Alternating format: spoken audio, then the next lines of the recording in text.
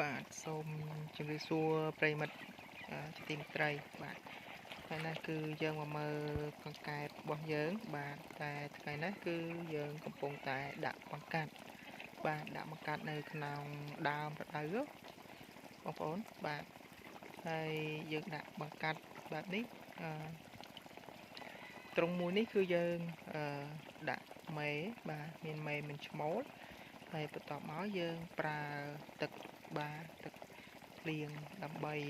ជំនួយនៅក្នុងការបង្កាត់របស់យើងណាបងប្អូនបាទហើយត្រង់នេះគឺយើងដាក់ទៅតាមទំហំដែរណាបាទទំហំប៉ុណ្ណេះយើងដាក់បានត្រឹម20គូណា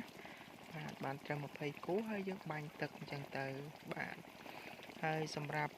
ត្រង់នេះគឺត្រង់ចាស់ទេបាទគឺត្រង់ចាស់ទេគឺត្រង់កាលពីយើងបង្កាត់នៅកាលពីឆ្នាំមុនកន្លងមកហើយណាបាទកន្លងមកហើយបាទហើយនេះយើងបិទទឹកវាប៉ុណ្ណឹងសិនទៅបាទហ្នឹងហើយ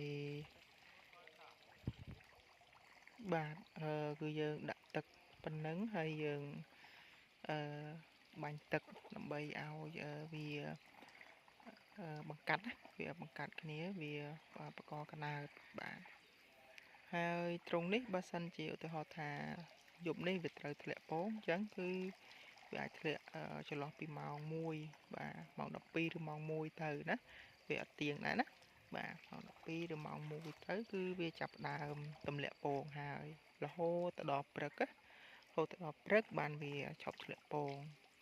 តែមិនថាដឹងតែម៉ោង2:10ឬម៉ោង1នោះវាធ្លាក់ពងទេណាអញ្ចឹងវាពេលខ្លះអាចដល់ពេលព្រៀងព្រឹកបន្តិចទៅបាទបៀតភ្លឺអីណាម៉ោង4ម៉ោង5អីចឹងទៅបាទអញ្ចឹងគឺវាធ្លាក់ពងហ្នឹងគឺវាអត់ទៀងទេណាបាទគឺវាអត់ទៀងទេហ្នឹងហើយគាត់ថាជាទូទៅចន្លោះម៉ោងដែលវាធ្លាក់ពងហ្នឹងគឺចន្លោះម៉ោងប៉ុណ្ណឹងណាបងប្អូនបាទចន្លោះម៉ោងប៉ុណ្ណឹងបាទហ្នឹងហើយនេះបើសិនជា